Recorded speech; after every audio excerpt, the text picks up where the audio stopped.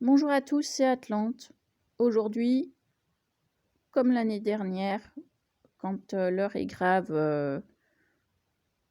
je ne montre pas mon visage, c'est l'audio qui compte. Ce sont les mots qui comptent parce que derrière les mots, il y a des concepts très précis.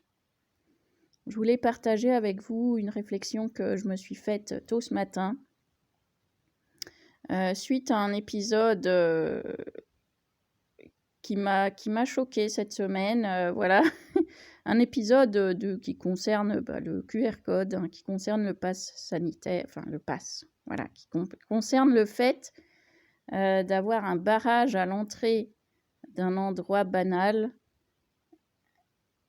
un barrage opéré par n'importe qui d'ailleurs, devant l'entrée d'un endroit banal et devant lequel les gens font la queue et présentent une attestation, mais une attestation douteuse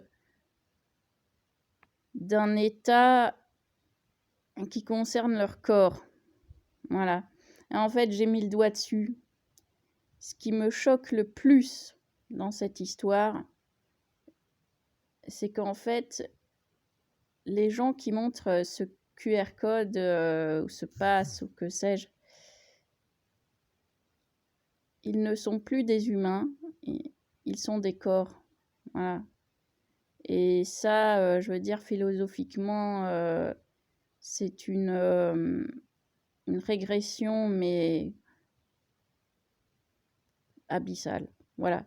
Moi, je suis profondément choquée de cette perte de dignité humaine, tout simplement.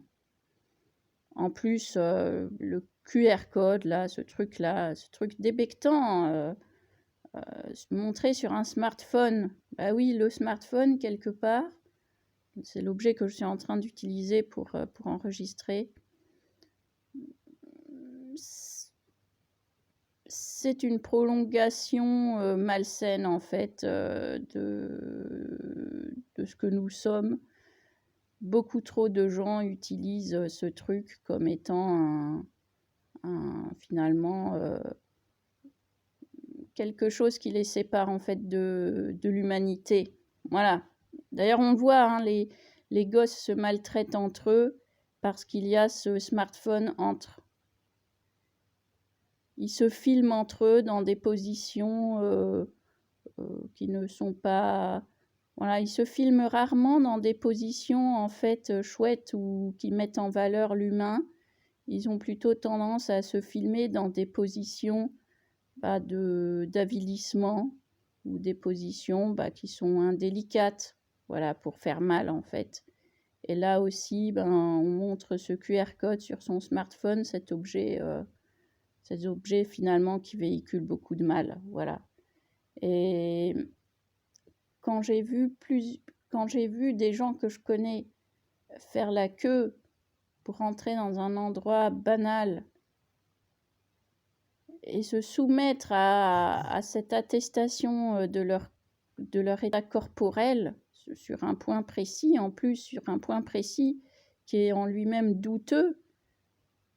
Je veux dire, pour moi, c'est l'équivalent de faire la queue pour entrer dans un restaurant avec sa fiole de pipi, vous voyez. On n'est pas loin de ça. Voilà, on n'est pas loin de ça. Et en fait, je me disais que c'est l'aboutissement d'une société où les gens ramassent le caca chaud de leurs chiens dans la rue. Parce que faut pas qu'on le voit. Enfin, je veux dire, c'est beaucoup de choses comme ça qui me choquent dans le comportement humain actuel. Et en fait, je réfléchissais dans l'histoire,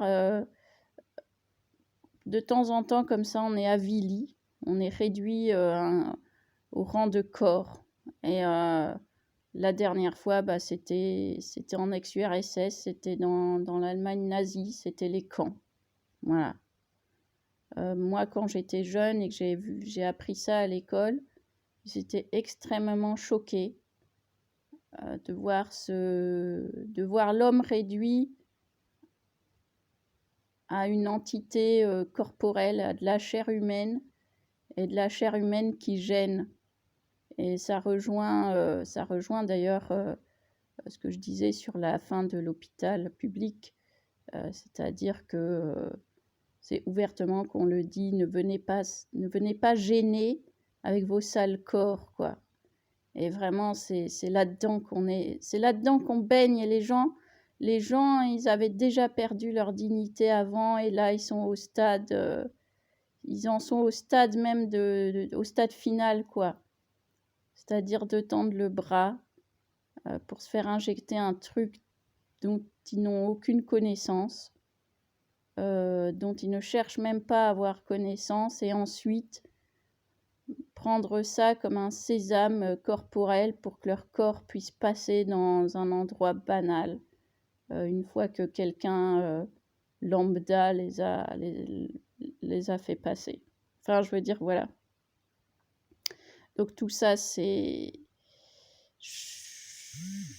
ne peut que finir mal. Ça ne peut que finir mal parce que quand on perd sa dignité, en fait, on perd tout. On perd ce qui est fondamental, tout simplement. Je veux dire, même certains animaux ont une dignité, vous voyez. Même certains animaux, ils ont une dignité. Ils montrent pas de... Votre chat, il montre pas de passe. Il force le passage, vous voyez. Il n'aime pas quand vous lui fermez la porte. Ok, bon. Donc voilà, c'est des réflexions que je me faisais. Chacun a sa conscience. Je sais qu'elle est basse. Elle est basse, mais on est encore quelques-uns dans le monde contemporain. Voilà. En plus, je veux dire quand même, je vais être dure, les gens qui font ça, qui acceptent ça, oui, c'est qu'ils ont une estime d'eux-mêmes qui est très très basse, ça c'est sûr. Et en plus, mais pour moi, ils n'ont même pas d'excuses. Je veux dire, par rapport aux autres périodes de l'histoire, c'est qu'au XXe siècle, il y a eu énormément de productions qui prévenaient en fait de tout ça. C'est-à-dire les fameux romans 1984, Le meilleur des mondes. Ça, ce sont vraiment les fondamentaux, mais il y en a d'autres. Plus récemment, il y a eu Globalia. Et puis, il y a toute la production filmesque, hein, je veux dire, de Soleil Vert, à même, je dirais, les derniers Batman. Je veux dire que Hunger Games. Bon, Matrix pour certains aussi. Voilà, il y a V for Vendetta. Il y a eu énormément récemment la série Black Mirror, la série Transfert. Voilà, il y a quand même des réflexions, il y a eu des avertissements grand public. Et en fait, je regrette que les gens, finalement, aient vu ça comme des fictions, voire pire, comme des feuilles de route. Et ça, du coup, pour moi, c'est inadmissible. C'est inadmissible avec le degré d'éducation qu'on avait eu et je veux dire, l'accessibilité à ces avertissements font que je ne peux que être dure avec les gens qui acceptent la situation actuelle, tout simplement. Ils n'ont pas d'excuses en vérité, et leur matérialisme bête les a perdus.